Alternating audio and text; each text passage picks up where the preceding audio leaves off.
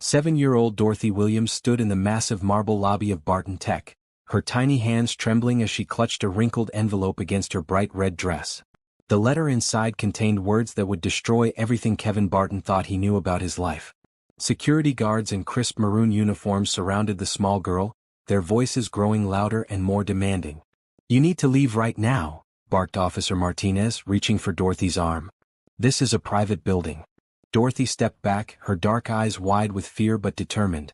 "I need to see Mr. Kevin Barton. My mama said it's very important."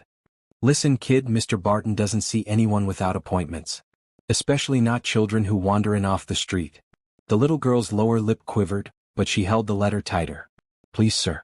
My mama is very sick. She wrote this letter for Mr. Kevin. She said he would want to read it." Rebecca Torres, the head of security, watched the scene unfold from the elevator bank. Something about the child's desperate plea caught her attention. At 45, Rebecca had seen enough of the world to recognize genuine need when she saw it. The girl's mixed-race features were striking, and there was something familiar about her eyes. "What's going on here?" Rebecca asked, stepping forward in her maroon security uniform. "Found this kid in the lobby claiming she needs to see Mr. Barton," Martinez explained. "She won't leave." Rebecca knelt down to Dorothy's eye level. "What's your name, sweetheart?" "Dorothy Williams. My mama is Nancy Johnson. She told me to bring this letter to Mr. Kevin Barton. She said it would explain everything." The name Nancy Johnson hit Rebecca like a physical blow. She remembered Nancy well. 8 years ago, Nancy had been a frequent visitor to the building, always wearing those beautiful green dresses that complemented her dark skin perfectly. She had been Kevin's girlfriend, the woman who had disappeared suddenly, leaving Kevin heartbroken and confused. "Show me the letter," Rebecca said gently. Dorothy hesitated, then held up the envelope. In shaky handwriting it was addressed to Kevin Barton, CO, Barton Tech. The return address showed Nancy Johnson's name. Rebecca's mind raced. If Nancy was sick and sending her daughter here with a letter, something serious was happening. And if this child was Nancy's daughter and she was 7 years old, the timeline would match up perfectly with when Nancy had disappeared. "Martinez, escort everyone else back to their duties," Rebecca ordered. "I'm taking Dorothy to see Mr. Barton." "Ma'am, you know Mr. Barton's rules about unscheduled visitors. This isn't a regular visitor. Trust me on this one." Rebecca took Dorothy's free hand. "Come on, honey. Let's go see Mr. Barton." As they rode the elevator to the 40th floor, Dorothy looked up at Rebecca with those familiar eyes. "Is Mr. Kevin nice?" "Mama said he was the kindest man she ever knew." "He is a good man," Rebecca replied, though she wondered how Kevin would react to this surprise from his past. The elevator doors opened to reveal the executive floor's pristine white walls and gleaming floors.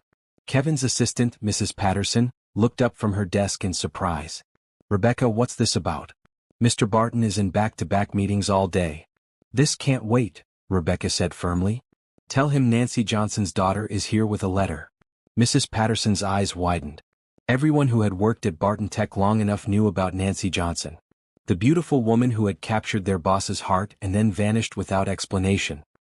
"He's with Susan Blake right now reviewing the quarterly reports." "Interrupt them. This is more important than any business meeting." Mrs. Patterson hesitated, then picked up her phone. "Mr. Barton, I'm sorry to disturb you, but Rebecca Torres is here with a young girl who says she has a letter from Nancy Johnson."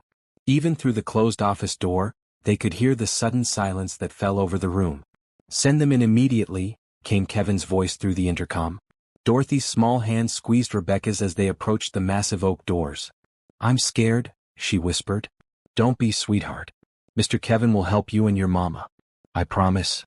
The doors swung open to reveal Kevin Barton's impressive corner office. Floor-to-ceiling windows offered a stunning view of the city skyline. Kevin stood behind his desk in a sharp blue suit, his dark hair perfectly styled, but his face had gone pale. Beside him, Susan Blake crossed her arms, her expensive black pantsuit and blonde hair making her look like a magazine model, but her expression was far from welcoming. "Nancy Johnson," Kevin said quietly, as if testing the name on his lips after years of silence. Dorothy stepped forward, her red dress bright against the neutral office colors. "Mr. Kevin? I'm Dorothy. This is from my mama." She held out the letter with both hands, her small voice steady despite her obvious nervousness. Kevin walked around his desk slowly, his eyes never leaving Dorothy's face. As he got closer, Rebecca saw the exact moment when recognition hit him. Dorothy had Nancy's eyes, her nose, her smile. But there was something else there too, something that made Kevin's breath catch. "How old are you, Dorothy?" he asked gently, kneeling down to her level. 7. "I'll be 8 next month." Kevin's hands shook slightly as he took the letter. 7 years old. The timing was perfect. Too perfect to be a coincidence. How can a simple letter from a child's mother change everything in just one moment? What secrets could be so powerful that they would bring a billionaire CEO to his knees? Subscribe to find out what happens next and share your thoughts in the comments below. Susan stepped forward, her voice sharp with suspicion. "Kevin, you can't seriously be considering whatever scam this is. Anyone could have coached this child to say these things." But Kevin wasn't listening to Susan anymore. His entire focus was on the little girl standing before him in her bright red dress, holding the letter that was about to change his world forever. Dorothy looked between the adults, sensing the tension in the room. "My mama said you would understand when you read her words. She said you would remember the promise you made to her." Kevin's heart stopped. Nancy was the only person who knew about the promise he had made the night before she disappeared. The promise to love her forever, to never give up on their future together. With trembling fingers, he opened the envelope and began to read the words that would shatter everything he thought he knew about the last 8 years of his life. Kevin's eyes moved across Nancy's familiar handwriting, each word hitting him like a physical blow. His hands trembled as he read. "My dearest Kevin, if you are reading this letter, it means I am too sick to tell you the truth myself. I need you to know that Dorothy is your daughter. She was born 8 months after I left, and every day since then, I have regretted the decision that tore us apart. Susan came to me the day after you proposed. She showed me photos that she claimed proved you were cheating on me with her. She said you were only with me temporarily, that you could never truly love someone like me. I was young and scared and I believed her lies. By the time I realized the truth, you had moved on with Susan. I saw the engagement announcement in the newspaper. I thought you were happy, so I stayed away. I thought I was protecting you from the burden of an unwanted child. But now I'm sick, Kevin. Really sick. And Dorothy needs her father. She needs the man I fell in love with all those years ago. The man who promised me forever under the stars in Central Park. Please don't turn her away. She's the best part of both of us. All my love, Nancy." Kevin read the letter 3 times before the words fully sank in. "Dorothy is your daughter." The room seemed to spin around him as he looked at the little girl who was watching him with Nancy's eyes. "Mr. Kevin?" Dorothy's voice was small and worried. "Are you okay? You look sad." Kevin looked into her face and saw himself there too. The shape of her chin, the way she tilted her head when she was concerned. How had he not seen it immediately? "I'm not sad, Dorothy," he managed to say, his voice rough with emotion. "I'm just surprised." Susan's voice cut through the moment like ice. "Kevin, you can't possibly believe this obvious manipulation. Look at the timing. Nancy shows up now, right when Barton Tech is about to go public. She wants money." "Susan, please," Kevin said without looking away from Dorothy. "No, I won't be silent while some woman from your past tries to scam you with a child who could belong to anyone. Demand a DNA test immediately." Dorothy's face crumpled at Susan's harsh words. "I'm not lying. Mama showed me pictures of her and Mr. Kevin together. She said he was the love of her life." Kevin felt something break inside his chest. He knelt down again, bringing himself to Dorothy's eye level. "I believe you, sweetheart. And I believe your mama. Would you like to call me Daddy?" The word felt strange on his tongue but also right. More right than anything had felt in 8 years. Dorothy's face lit up like sunshine breaking through clouds. "Really? You want to be my daddy?" "More than anything in the world." Susan's face twisted with rage. "Kevin, think about what you're doing. Your reputation, your business, everything we've built together." "Everything we've built?" Kevin stood up, his voice growing stronger. "You mean everything you built on lies?" He looked at Susan properly for the first time since Dorothy had entered the room. The woman he had planned to marry, the woman he had spent 8 years with, suddenly looked like a stranger. How had he never noticed the calculating coldness in her eyes?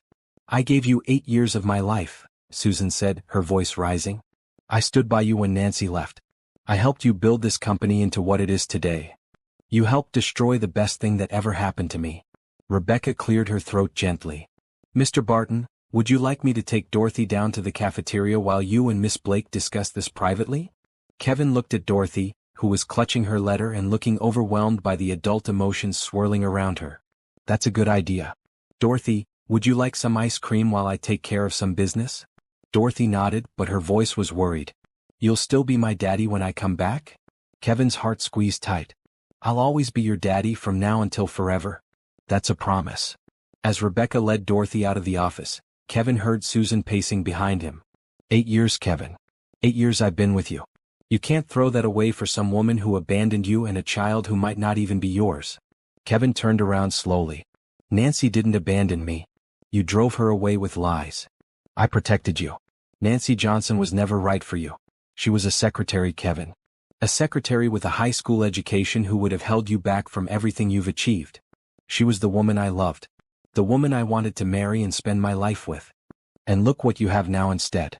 A billion-dollar company, respect from every major business leader in the country, a lifestyle most people only dream of. Kevin walked to his window and looked out at the city below. For 8 years he had thrown himself into work, building an empire to fill the hole Nancy's departure had left in his life. He had achieved everything Susan was talking about, but none of it had ever made him truly happy. Do you know what I was thinking about this morning? He asked quietly. What? I was thinking about how empty this office feels. How empty my penthouse feels. How empty everything feels despite all the success. He turned back to face Susan. And then a 7-year-old girl walks in here and calls me daddy, and suddenly everything makes sense again. Susan's expression hardened. Fine. You want to play house with Nancy Johnson and her child? See how long that lasts when the board finds out their CEO has an illegitimate daughter. See how the investors react when they learn you're involved in some sordid drama from your past. The board and the investors will support whatever makes me happy. And Dorothy makes me happy. Nancy makes me happy. Nancy might not even want you back, Kevin. Did you think about that? You've changed. You're not the same man she left 8 years ago. For the first time since reading Nancy's letter, Kevin smiled. You're right. I'm not the same man. I'm stronger now. I'm successful now. And I'm smart enough to recognize lies when I hear them. He walked to his desk and picked up the phone. Mrs. Patterson, cancel all my appointments for the rest of the week. And get Dr. Patricia Chin on the line. I need to find out which hospital Nancy Johnson is in. Susan stared at him in disbelief. You're really going to do this? You're going to choose them over me? I'm going to choose love over lies, Susan. I should have done it 8 years ago. Susan's mask finally slipped completely, revealing the calculating woman underneath. You'll regret this, Kevin. They both will. As Susan stormed out of the office, Kevin felt like he was breathing freely for the first time in 8 years. Somewhere in this city, Nancy was sick and alone, probably thinking he didn't care about her or their daughter. But that was about to change. Kevin Barton was going to find his family, and this time no one would tear them apart. Kevin sat alone in his office, staring at Nancy's letter as memories flooded back with painful clarity. 8 years dissolved away, and he was 27 again, meeting the most beautiful woman he had ever seen. Nancy had been working as a receptionist at the accounting firm that handled Barton textbooks. Kevin had gone there personally to review some documents, and she had greeted him with a smile that stopped him in his tracks. Her dark skin seemed to glow under the office lights, and she wore a simple green dress that made her look like springtime itself. Mr. Barton? I have your files ready, she had said, her voice warm and professional. Please call me Kevin. And thank you for staying late to prepare these. It's no problem. I know how important your company is. They had talked for 20 minutes about nothing and everything. Nancy was studying business administration at night school while working full-time to support herself. She had dreams of starting her own event planning company someday. Kevin found himself completely captivated by her intelligence, her ambition, and her genuine kindness. He had asked her to dinner that night and she had said yes. Their first date had lasted until sunrise. They talked about books, travel, their dreams for the future. Nancy had grown up in foster care, moving from home to home until she aged out of the system at 18. She had worked multiple jobs to put herself through school, never letting hardship dim her optimism. I want to create beautiful moments for people, she had told him over coffee at a tiny diner. Weddings, celebrations, moments when families come together and remember what matters most. Kevin had fallen in love with her that very night. For 2 years they had been inseparable. Nancy quit her job at the accounting firm and came to work for Barton Tech as Kevin's personal assistant. Some people whispered about their relationship, but Kevin didn't care. Nancy was brilliant, dedicated, and she made him want to be a better man. She started taking business classes at Columbia in the evenings. Kevin would pick her up after her classes, and they would drive through Central Park talking about their future. Nancy wanted to start her event planning business after graduation. Kevin was already planning to fund it as a wedding gift. "I want to marry you," he had told her one night as they sat on a bench overlooking the park lake. "I want to spend every day of my life making you as happy as you make me." Nancy had cried when he proposed, saying yes through her tears of joy. "You promise me forever?" she had whispered. "Forever and beyond," he had replied. The ring had been a stunning emerald surrounded by diamonds, chosen to match the green dress she had worn the day they met. Nancy had cried again when she saw it, saying it was the most beautiful thing she had ever owned. They planned a spring wedding. Nancy was finishing her degree and working on the preliminary plans for her business. Everything was perfect. Then Susan Blake had arrived. Kevin remembered the day Susan started at Barton Tech as the new marketing director. She was ambitious, polished, and immediately began positioning herself as an asset to the company. She was also beautiful in a cold, calculated way that some men found attractive. Kevin had never given Susan a second thought romantically. He was completely devoted to Nancy. But Susan had clearly had other plans. Looking back now, Kevin could see how carefully Susan had orchestrated everything. She began staying late at the office, finding excuses to work on projects with Kevin. She scheduled client dinners when Nancy had evening classes, making it seem natural that she would accompany Kevin as the marketing director. "Nancy seems overwhelmed with school and work," Susan had mentioned casually one evening. "Are you sure she's ready for the pressure of being with someone in your position?" Kevin had dismissed such comments, but Susan kept planting seeds of doubt. She questioned whether Nancy truly understood the business world. She suggested that Nancy's background made her unsuitable for the kind of social events Kevin would need to attend as his company grew. "I'm not saying Nancy isn't lovely," Susan would say with false concern. "I just worry that she might hold you back from reaching your full potential." But Kevin had never wavered in his love for Nancy. He trusted her completely. Which was why Nancy's sudden departure had destroyed him so completely. One day Nancy had seemed perfectly normal. She had kissed him goodbye that morning, excited about her final exams. She had plans to meet him for lunch to finalize details for their wedding venue. But Nancy never showed up for lunch.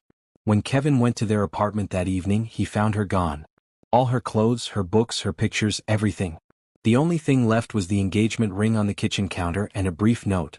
"I can't do this anymore. I'm sorry. Please don't try to find me." Kevin had been devastated.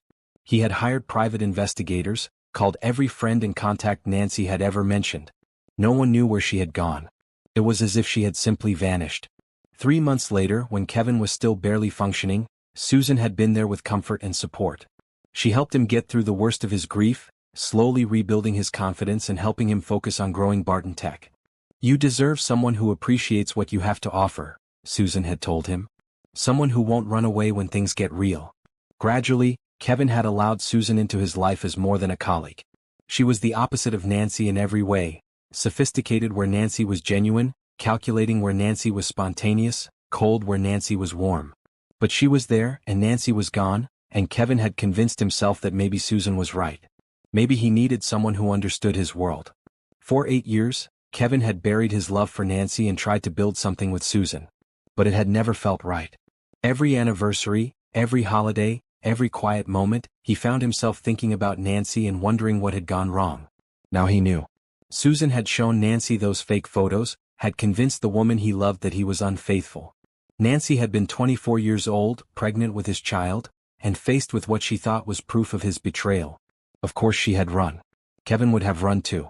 But Nancy had been carrying his daughter. For 8 years, Dorothy had grown up without her father because of Susan's lies. Kevin felt a rage building inside him unlike anything he had ever experienced. Susan had stolen 8 years of his life. 8 years of Nancy's life. 8 years of Dorothy's childhood. But worse than that, she had stolen the family he had dreamed of building with Nancy. She had stolen the happiness they could have shared, the memories they should have made together. Kevin picked up his phone and dialed Mrs. Patterson. "I need you to start an immediate investigation into Susan Blake. Financial records, employment history, everything. And I need the contact information for Dr. Patricia Chen. She should know where Nancy is." As he waited for the call to connect, Kevin looked out at the city and made a silent promise to Nancy and Dorothy. He would make up for every lost day, every missed birthday, every bedtime story he should have read. Susan Blake had had 8 years to build her lies. But Kevin would spend the rest of his life building something real with the family he should have had all along. This time, nothing would tear them apart. Dr. Patricia Chen looked up from her charts as Kevin, Rebecca, and Dorothy approached the nurse's station at Metropolitan General Hospital. The doctor was a woman in her 50s with kind eyes and graying hair pulled back in a practical ponytail. "Dr. Chin? I'm Kevin Barton. I believe you're treating Nancy Johnson." Dr. Chen's eyebrows rose in surprise. "Mr. Barton? Nancy mentioned your name. You're Dorothy's father." Dorothy stepped forward, still wearing her bright red dress but now holding Kevin's hand. "Is my mama going to be okay, Dr. Chin?" The doctor knelt down to Dorothy's level. "Your mama is much better today, sweetheart. The medicine is helping her feel stronger." Kevin felt his heart start beating again. "Better?" The letter made it sound like she was dying. Dr. Chin stood up and gestured for them to move away from Dorothy's hearing. "Nancy was very sick when she first came in 3 weeks ago. Severe pneumonia, complicated by malnutrition and exhaustion. She'd been working 3 jobs to support Dorothy and had been ignoring her own health for months." 3 jobs. Kevin's voice was tight with emotion. Cleaning offices at night, working at a diner during the day and doing bookkeeping from home in between. She collapsed at the diner and was brought here unconscious. Kevin closed his eyes, imagining Nancy working herself to death while he lived in luxury, never knowing she needed help. "But she's responding well to treatment now," Dr. Chin continued. "With proper nutrition and rest, she should make a full recovery. The main issue now is the medical bills. Her insurance is minimal, and she's already talked about discharging herself early because she can't afford the extended care." "She won't be discharging herself," Kevin said firmly. "Whatever she needs, whatever it costs, I'll take care of everything." Dr. Chin studied his face. "Nancy said you were a good man. She also said she hadn't seen you in 8 years and wasn't sure you'd want to be involved." Dorothy tugged on Kevin's sleeve. "Can I see Mama now? I want to tell her you're really my daddy." Kevin looked down at his daughter and felt his heart expand in his chest. "Let's go see Mama." They followed Dr. Chin down a long corridor lined with rooms. Kevin's steps slowed as they approached room 314. Through the small window, he could see Nancy sitting up in bed, wearing a hospital gown in that same beautiful green color that had always been perfect on her. She was thinner than he remembered and there were dark circles under her eyes, but she was still the most beautiful woman he had ever seen. Her dark skin had lost some of its glow, but her smile as she watched something on the television was exactly the same. "Mama." Dorothy pushed open the door and ran to the bed. Nancy's face lit up with pure joy as she gathered her daughter into her arms. "Dorothy, how did it go, baby? Did you find Mr. Kevin?" "Mama, guess what? He really is my daddy and he wants to take care of us." Nancy looked up and saw Kevin standing in the doorway. For a moment, time stopped completely. 8 years disappeared, and they were just Kevin and Nancy, looking at each other with all the love they had tried so hard to forget. "Hello, Nancy," Kevin said softly. "Kevin." Her voice was barely a whisper. He stepped into the room, his eyes never leaving her face. "I got your letter." Nancy's eyes filled with tears. "I didn't know if you would want to see us. I thought maybe you were happy with your life now." "Happy?" Kevin moved closer to the bed. "Nancy, I haven't been happy since the day you left. Not really happy." Dorothy looked between her parents with wide eyes. "Are you crying, Mama? These are good tears, baby. Sometimes grown-ups cry when they're very happy." Kevin reached into his jacket pocket and pulled out something wrapped in tissue paper. "I kept this," he said, unwrapping Nancy's engagement ring. "I kept it in my desk drawer for 8 years, hoping someday I would see you again." Nancy stared at the emerald ring, her hand trembling as she reached for it. "Kevin, I'm so sorry. Susan showed me those photos and I believed her. I was young and scared and stupid." "You weren't stupid. You were young and pregnant and faced with what looked like proof that the man you loved was betraying you." Kevin sat on the edge of the hospital bed. "Susan fooled both of us. You know about the photos? I know about everything. The lies, the manipulation, all of it." Kevin's voice grew fierce. "She stole 8 years from us, Nancy. 8 years of our life together, 8 years of me being Dorothy's father." Nancy looked at Dorothy, who was snuggled against her side, listening to every word. "I wanted to tell you about her so many times. But when I saw your engagement announcement in the newspaper, I was never engaged to Susan. Not really.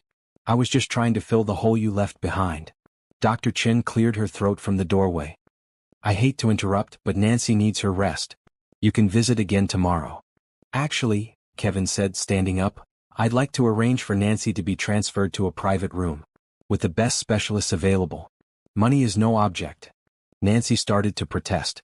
"Kevin, I can't let you pay for." "Nancy," Kevin said gently, taking her hand. We lost 8 years because of pride and misunderstandings.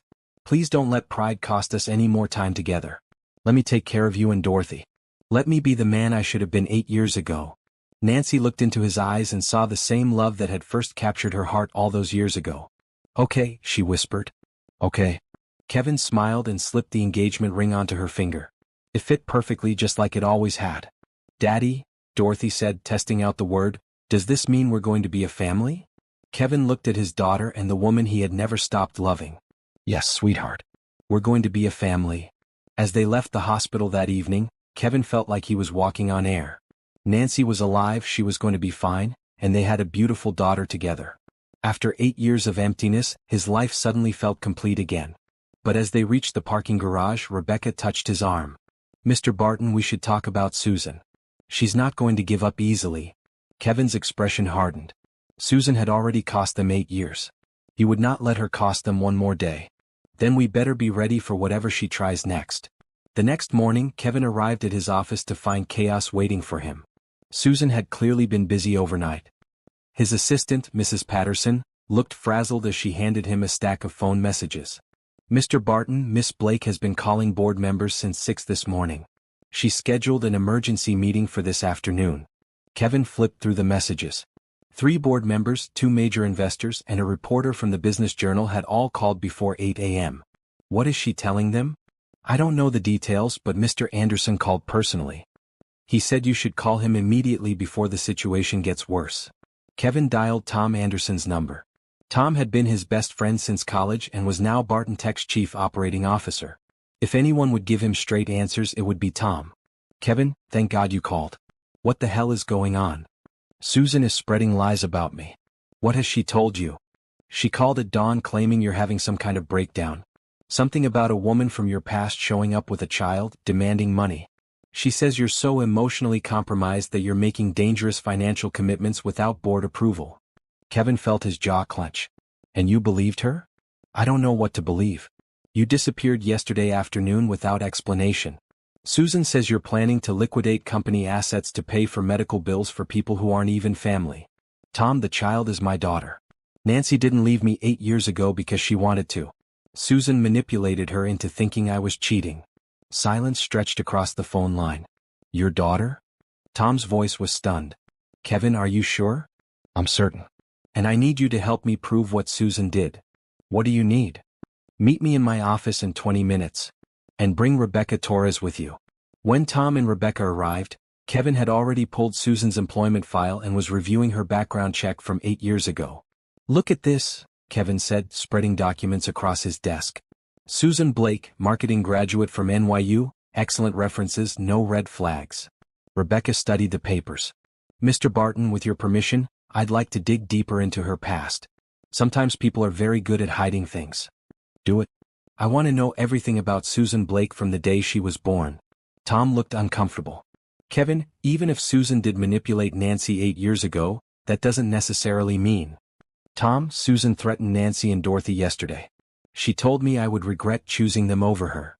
She threatened a child? Not directly, but the implication was clear. Rebecca was already on her laptop, her fingers flying across the keyboard. Mr. Barton, I'm running a comprehensive background check now. Financial records, employment history, social media, everything. While Rebecca worked, Kevin told Tom everything about Dorothy's visit, Nancy's letter, and his trip to the hospital. I can't believe Nancy has been struggling all these years while I lived in luxury, Kevin said. 3 jobs, Tom. She was working 3 jobs and still couldn't afford proper medical care. If Susan really did what you think she did, she's going to pay for it, Tom said grimly. Rebecca looked up from her computer, her expression grim. Mr. Barton, I found something. Susan's financial records show some interesting patterns 8 years ago. What kind of patterns? Large cash deposits that don't match her salary. $5,000 deposited the day after Nancy left. Another $3,000 a week later. Kevin felt cold dread settle in his stomach. Someone paid her. It gets worse. I found the photographer she used to create those fake photos. His business records show a payment from S. Blake for professional photo editing services dated the same week Nancy disappeared. The evidence was damning, but Kevin needed more. Can you prove the photos were fabricated? Already working on it. I've contacted the photographer. He's agreed to provide testimony about what Susan paid him to create. Tom was staring at the financial records. Kevin, these cash deposits, they're too large to be gifts or side income. Someone with serious money was paying Susan to break you and Nancy up. But who would want to do that? Rebecca's phone buzzed with a text message. She read it and looked up with a strange expression. Mr. Barton, I just got a message from our security team downstairs. There's a woman in the lobby claiming to be Dorothy's grandmother. She says Nancy isn't Dorothy's real mother. Kevin felt the world tilt around him. What? She has legal documents claiming custody of Dorothy. And she's with a lawyer. That's impossible. Nancy is Dorothy's mother. Sir, the woman says her name is Patricia Blake. Kevin's blood turned to ice. Blake. As in Susan Blake. She claims to be Susan's aunt. The pieces fell into place with horrible clarity. Susan hadn't just manipulated Nancy 8 years ago.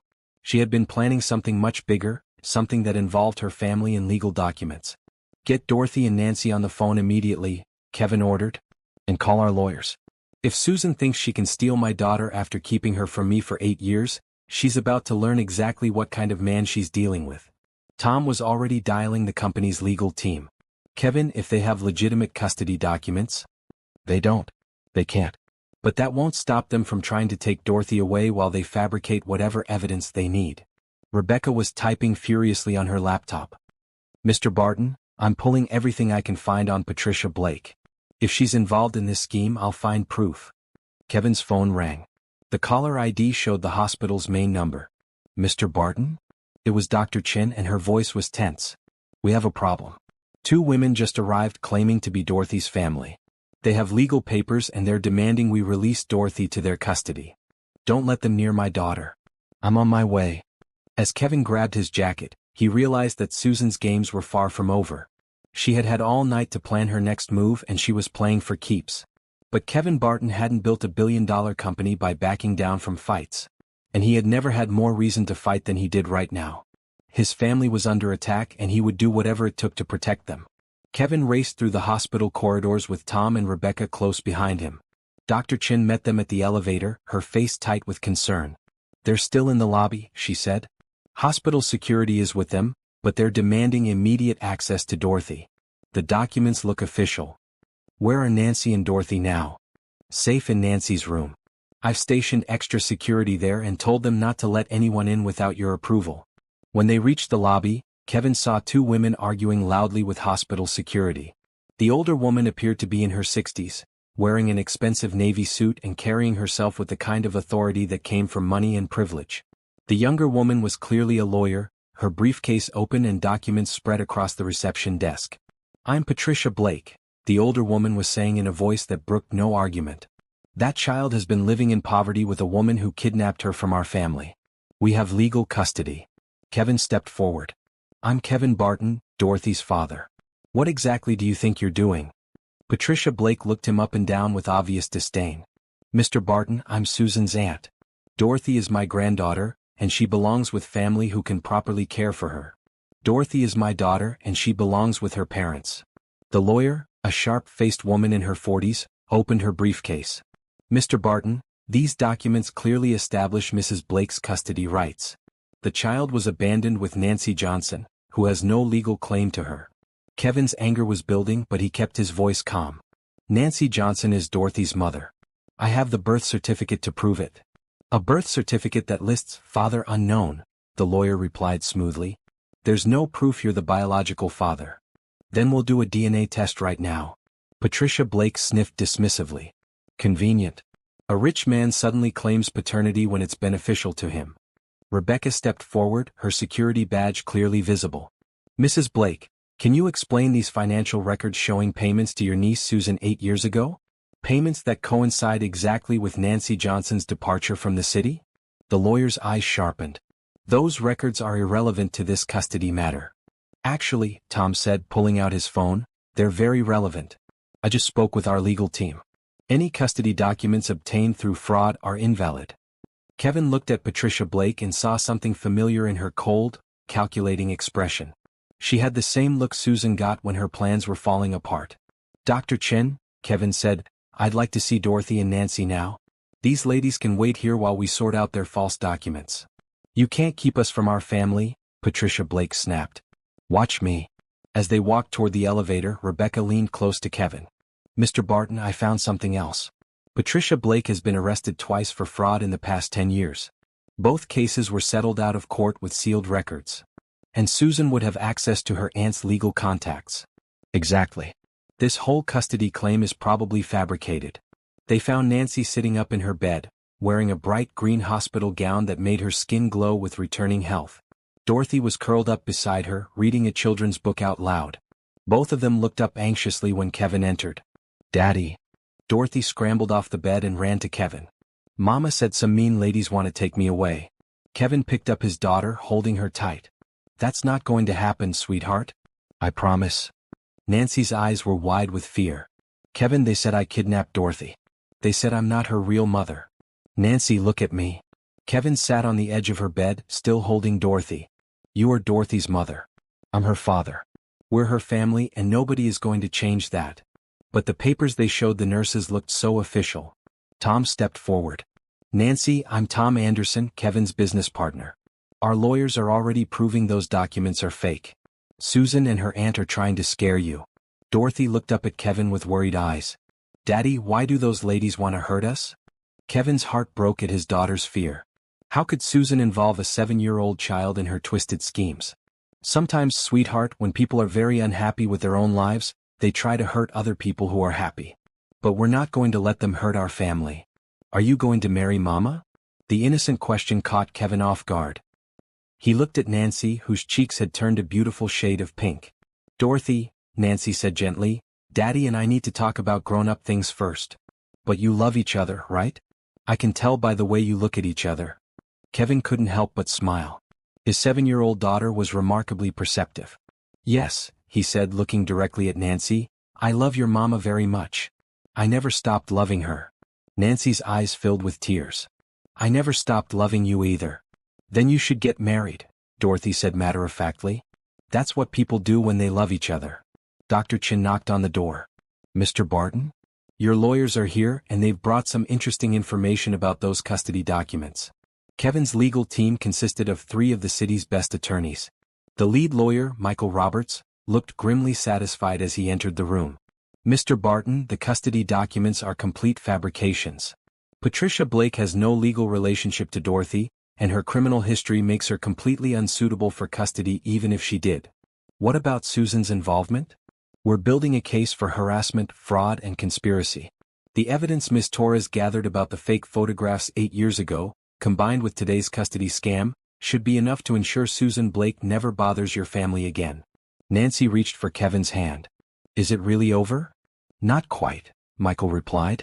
We need to file for emergency custody to protect Dorothy while we build the criminal case. Mr. Barton, are you prepared to be listed as Dorothy's legal father? Kevin looked at his daughter, who was watching him with complete trust and love. More than prepared. I want to adopt Dorothy officially and give her my last name. Daddy, Dorothy said, does that mean I'll be Dorothy Barton? If you want to be. Dorothy clapped her hands together. Dorothy Barton sounds perfect. Nancy squeezed Kevin's hand. Kevin, are you sure about all this? Taking on a ready-made family, dealing with Susan's attacks. Kevin leaned down and kissed her forehead.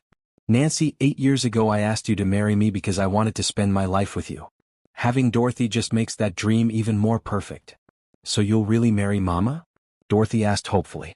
Kevin looked at Nancy, who was glowing with happiness despite everything they had faced. If she'll have me. Nancy's smile was brighter than sunshine. Always, Kevin. Always. As his family embraced him, Kevin realized that Susan's schemes had actually given him something unexpected. They had forced him to confront his past, to fight for his future, and to prove how much his family meant to him. Whatever Susan tried next, they would face it together. The confrontation Kevin had been dreading came 2 days later. He was in Nancy's hospital room, watching Dorothy color pictures at the bedside table, when Susan Blake walked through the door without permission. She wore a stark black business suit that made her look like she was attending a funeral. Her blonde hair was pulled back severely, and her makeup was perfect, but Kevin could see the desperation in her eyes. Susan, Kevin said, standing immediately. You're not welcome here. 8 years, Kevin. 8 years of my life. Her voice was controlled but trembling with emotion.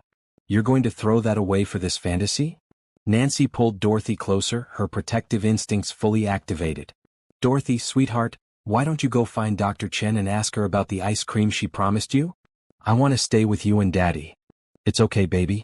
We'll be right here when you get back. After Dorothy left, Susan stepped further into the room. Nancy Johnson. You haven't changed much. Hello, Susan. Nancy's voice was steady, but Kevin could feel her tension. I suppose you think you've won some great victory here. Swooping back into Kevin's life with your sob story and your convenient child. Kevin's jaw clenched. Susan, I know what you did 8 years ago. The fake photographs, the lies, the money you took to break us up. Susan's mask slipped for just a moment, revealing genuine surprise. I don't know what you're talking about. We have the photographer's testimony. We have your financial records. We know everything. Prove it. Tom Anderson chose that moment to enter, carrying a folder thick with documents. Actually, Susan, we can prove it. All of it. He opened the folder and spread photographs across Nancy's bedside table.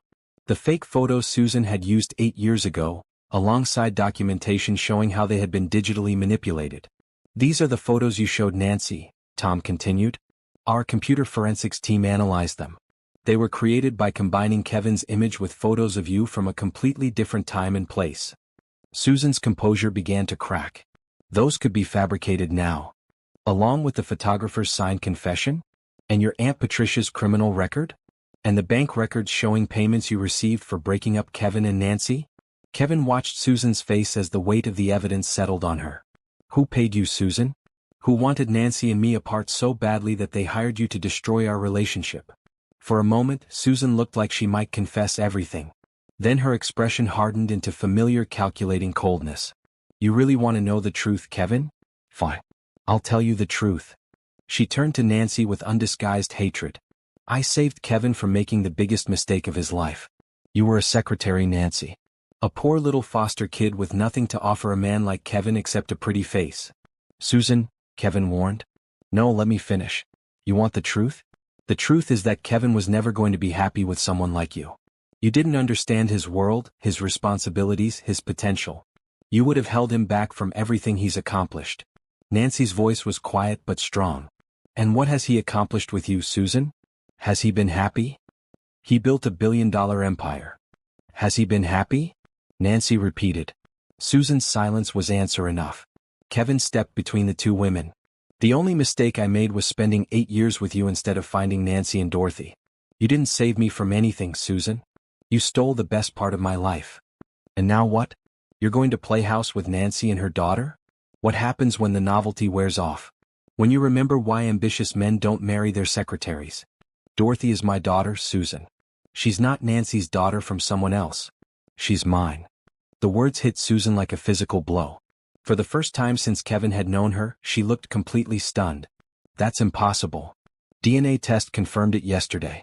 Dorothy is my biological daughter, conceived before Nancy left 8 years ago. Susan sank into a chair, the full implications finally hitting her. You had a child with her. We had a child together. A daughter who spent 7 years without her father because of your lies. I didn't know she was pregnant. Would it have mattered if you did? Susan's answering silence told Kevin everything he needed to know. Nancy spoke for the first time in several minutes. Susan, why did you hate me so much? I never did anything to hurt you. You had everything I wanted, Susan said bitterly. Kevin loved you in a way he never loved me. In 8 years, he never looked at me the way he looked at you in the first week you worked for him. So you destroyed our lives out of jealousy? I gave him a better life. Look what he's achieved, Nancy. Look at the success, the respect, the empire he's built. Would he have accomplished any of that if he'd been playing house with you and a baby? Kevin felt a flash of the old rage, but it was tempered now by something deeper. Pity. Susan, I would trade every dollar, every achievement, every bit of success for one day of the life I should have had with Nancy and Dorothy. You didn't give me a better life. You gave me an empty one. Rebecca Torres appeared in the doorway. Mr. Barton, the police are here. Are you ready to file charges? Susan's composure finally cracked completely. Kevin, please. We can work this out. I made mistakes, but we can move past this. The only thing we're moving past is our relationship. It's over, Susan. It was over the moment Dorothy walked into my office. You can't do this to me. I gave you everything. You gave me lies. And now you're going to face the consequences. As the police officers entered to arrest Susan for fraud and conspiracy, she made one last desperate plea. Kevin, I love you. I always have. Everything I did was because I love you. Kevin looked at her with sadness rather than anger. Susan, you don't know what love is. Love doesn't destroy. Love doesn't manipulate. Love doesn't steal children from their fathers. As they led Susan away, Kevin felt a weight lifting from his shoulders that he hadn't even realized he'd been carrying. 8 years of living a lie were finally over. Nancy reached for his hand. Is it really finished? It's finished. Susan will face charges, and her Aunt Patricia has already been arrested for the custody fraud. They can't hurt our family anymore. Dorothy came running back into the room, ice cream in hand. Where did the mean lady go? She went away, sweetheart. And she's never coming back. Dorothy climbed onto the hospital bed beside Nancy. Good. I didn't like her. She made Mama cry. Kevin sat on the other side of the bed, his arm around Nancy's shoulders. For the first time in 8 years he felt completely at peace. Daddy, Dorothy said, now that the mean lady is gone, can we be a real family? Kevin looked at Nancy, who was smiling through tears of relief and joy. We already are a real family, Dorothy. We always were. 1 week later, Nancy was released from the hospital with a clean bill of health.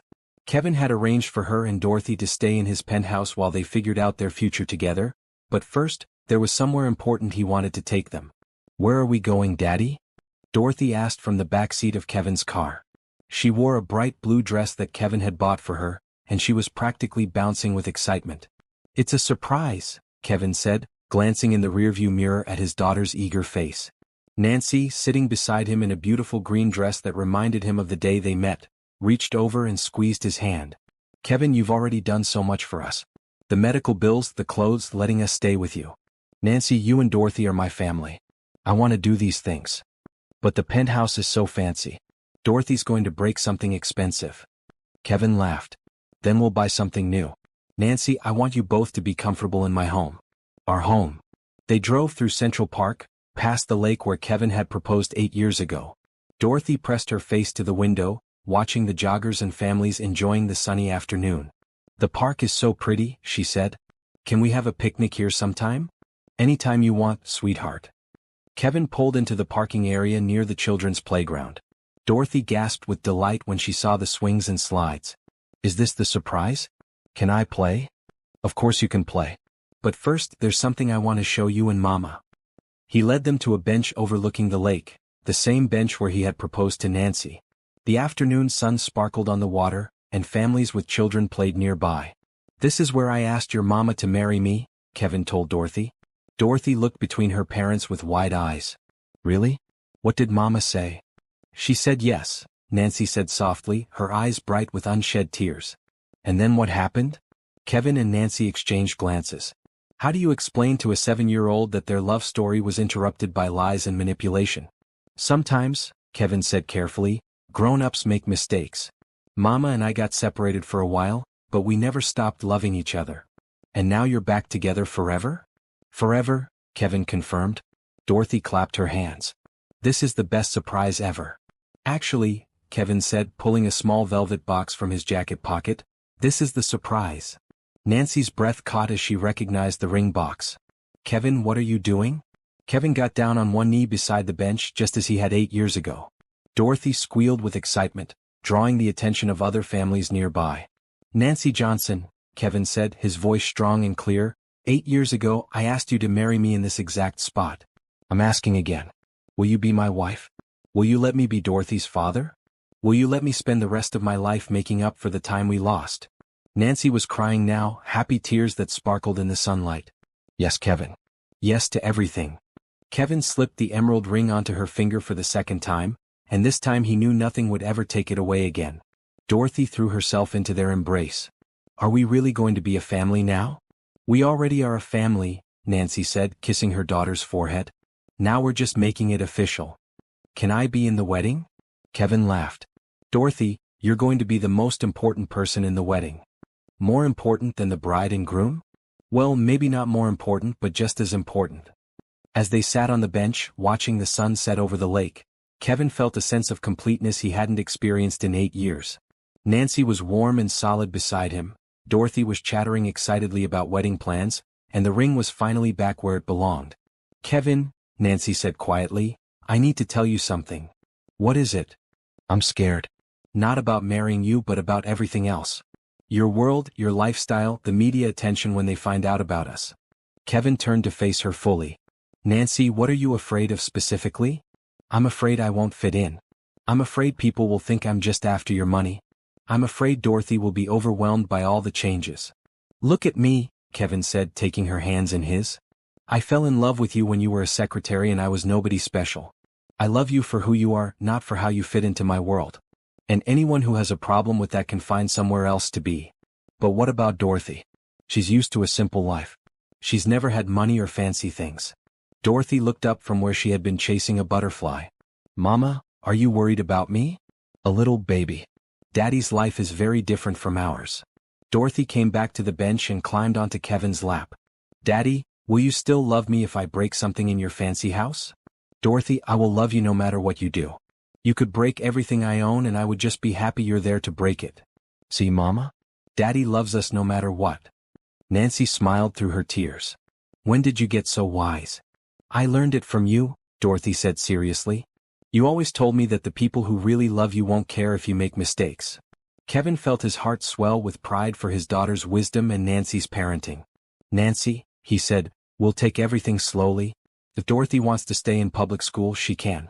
If you want to start your event planning business, we'll make it happen. This is about us being together, not about changing who you are. Can I really start my business? Nancy, I've been waiting 8 years to help you achieve your dreams. Your business is going to be the most successful event planning company in the city. As they drove home to Kevin's penthouse, Dorothy fell asleep in the back seat, exhausted by excitement and emotion. Nancy held Kevin's hand as he drove through the quiet city streets. I love you, she said softly. I love you too. Both of you. More than I ever thought possible. Kevin, I want to do this right. The wedding, I want Dorothy to remember it forever. Then we'll plan the most beautiful wedding in the world. And Dorothy will be the flower girl. What if she's too nervous? Nancy, look at our daughter. Does she seem like the type to be nervous about being the center of attention? Nancy laughed, glancing back at Dorothy's peaceful sleeping face. You're right. She'll probably steal the show. I hope she does. As they pulled into the parking garage of Kevin's building, Nancy felt a mix of excitement and nervousness. Tomorrow they would start planning their new life together. Tonight, they would be a family under the same roof for the first time in Dorothy's life. Ready?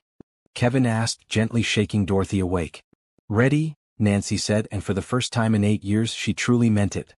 3 months later, Nancy stood in the bridal suite at the Plaza Hotel, surrounded by flowing white silk and her dreams finally coming true. Her wedding dress was elegant but not ostentatious, with delicate beading that caught the light when she moved. She had chosen it because Kevin once told her she looked like an angel in white. Mama, you look like a princess, Dorothy said, twirling in her flower girl dress. The bright red gown was Dorothy's favorite color, and she looked absolutely radiant. Dr. Patricia Chin, who had become like family over the past months, was helping Dorothy with her flower crown. You both look absolutely beautiful. Nancy smiled at her reflection, but her hands were shaking slightly. What if I trip walking down the aisle? What if I forget my vows? Mama, Dorothy said seriously, Daddy loves you so much he wouldn't care if you walked down the aisle backwards in your pajamas. Nancy laughed despite her nerves. How did you get so smart? I learned from the best mama in the world. A soft knock interrupted them. Nancy? It's Rebecca. Can I come in? Rebecca Torres had become Nancy's closest friend over the past months, helping her navigate the complicated world of being engaged to one of the city's most prominent businessmen. The photographer wants a few shots of you and Dorothy before the ceremony, Rebecca said, but she paused when she saw Nancy's expression. Hey, are you okay? Just nervous. This is really happening. Cold feet. No, the opposite. I'm worried something will go wrong and ruin it. Rebecca sat beside Nancy on the elegant sofa. Nancy, do you know what Kevin was doing at 6 this morning? Sleeping, I hope. Calling the florist to make sure your favorite flowers were perfect. At 7, he was checking on the cake to make sure the bakery got Dorothy's special request for pink frosting roses. At 8, he was reviewing the seating chart for the 4th time to make sure your former foster parents had the best view. Nancy's eyes filled with tears. He invited the Hendersons? They're in the front row crying with pride. They said you look exactly like the happy ending they always hoped you'd find. Dorothy, Nancy called, come here, sweetheart. Dorothy bounced over, her flower crown slightly askew but her smile radiant. Are you ready to walk down the aisle and give Daddy the biggest surprise of his life? What surprise? Nancy pulled out a small velvet box. Inside was a simple gold band, sized perfectly for Dorothy's small finger. Daddy is adopting you today. After the wedding ceremony, the judge is going to make it official. This ring shows that you're choosing to be a Barton family forever. Dorothy's eyes went wide. Really? I get to be Dorothy Barton for real? For real and forever. Dorothy threw her arms around Nancy. This is the best day ever. 20 minutes later, Nancy stood at the back of the grand ballroom, her arm linked with Tom Anderson's. Kevin had asked Tom to walk her down the aisle, and Nancy had been touched by the gesture. You ready for this? Tom asked quietly. I've been ready for 8 years. The music began, and Dorothy started her walk down the aisle, scattering rose petals with dramatic flair. She was clearly enjoying being the center of attention, and guests were charming as she stopped to wave at people she recognized. Then Nancy saw Kevin at the altar and everything else faded away. He wore a midnight blue tuxedo that made his eyes seem even brighter than usual. But it was his expression that took Nancy's breath away. He was looking at her like she was the answer to every prayer he had ever whispered, like she was the miracle he had stopped believing in. Halfway down the aisle, Nancy felt her composure begin to slip. 8 years of separation, 3 months of rebuilding their relationship, and now this moment when everything would finally be right again. Kevin saw her tears and stepped forward, meeting her 3/4 of the way down the aisle. It wasn't traditional, but Kevin had never cared much about tradition when it came to Nancy. Hey, he said softly, taking her hands in his. No crying. You'll ruin your makeup. These are happy tears. I know. I love your happy tears. Together, they walked the final steps to the altar, where Dorothy was waiting with the rings and the biggest smile Nancy had ever seen.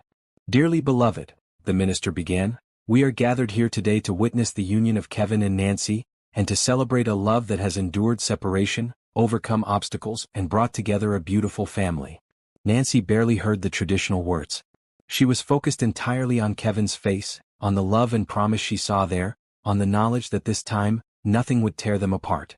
Kevin, the minister said, do you take Nancy to be your wife, to love and cherish in sickness and health, for richer and poorer, for better and worse, as long as you both shall live?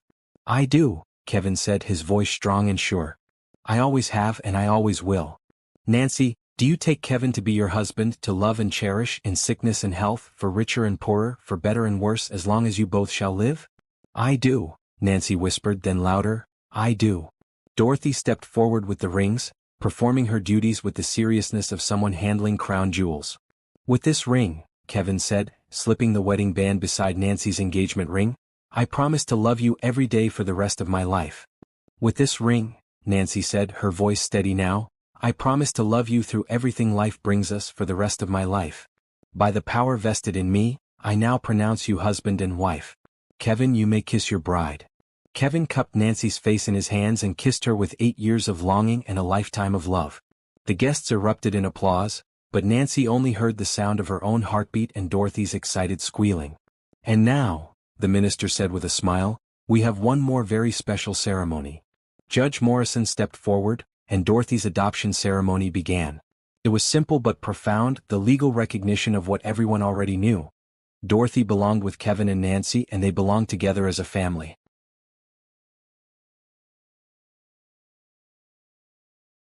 Dorothy, Judge Morrison said, do you want Kevin Barton to be your daddy forever? Yes, please, Dorothy said, making the guests laugh. Kevin, do you accept all the responsibilities and joys of being Dorothy's father? With all my heart, Kevin said, kneeling down to slip the ring onto Dorothy's finger. Then by the power vested in me, I declare that Dorothy Williams is now legally Dorothy Barton, daughter of Kevin and Nancy Barton. Dorothy launched herself into Kevin's arms and Nancy joined their embrace, and for the first time in 8 years, everything was exactly as it should be. As they walked back down the aisle as a family, Nancy caught sight of Susan Blake sitting alone in the very back row. She had been released on bail pending her trial, and Nancy had insisted that Kevin allow her to attend. Not out of kindness to Susan, but because Nancy wanted her to see exactly what real love looked like. Susan's face was a mask of pain and regret, and for just a moment, Nancy felt sorry for her. Susan had had everything she thought she wanted, but she had never had what really mattered. Then Kevin squeezed her hand, Dorothy laughed at something Tom said, and Nancy forgot about Susan completely. This was her life now. This was her family. And this time, nothing would ever tear them apart. 6 months after the wedding, Nancy stood in the main conference room of Barton Tech, presenting her business plan to Kevin's board of directors.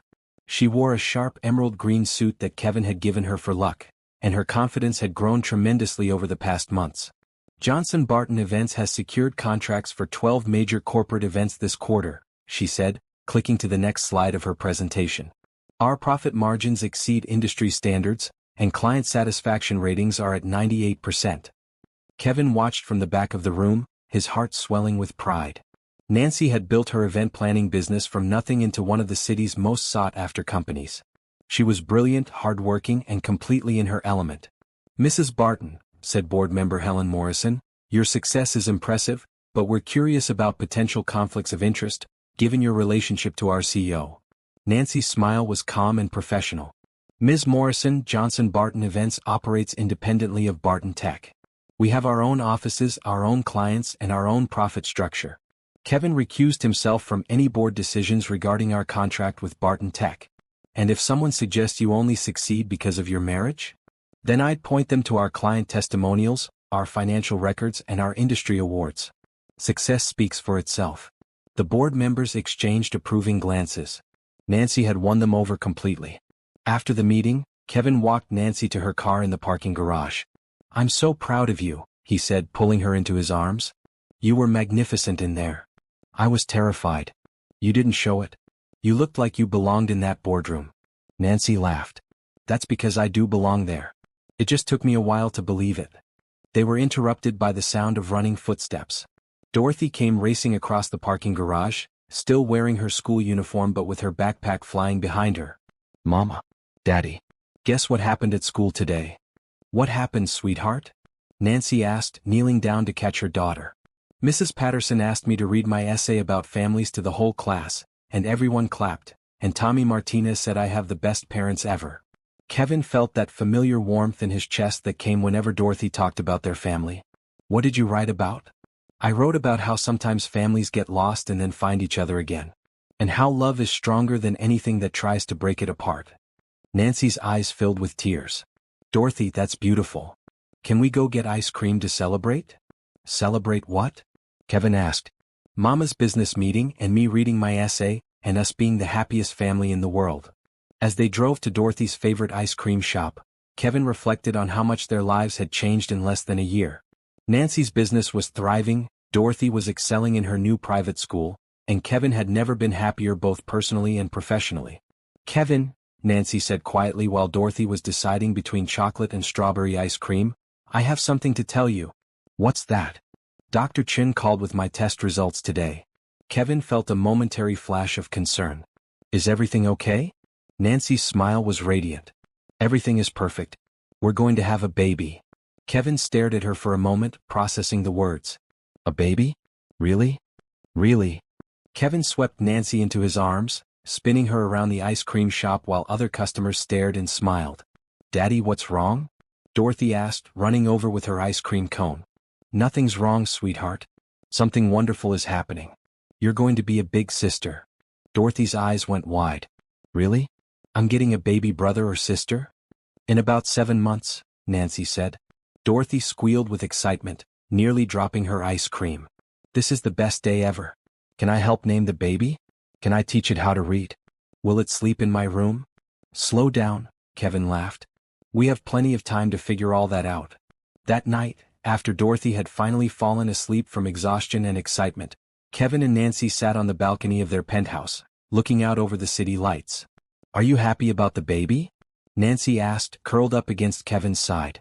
"Happy doesn't begin to cover it.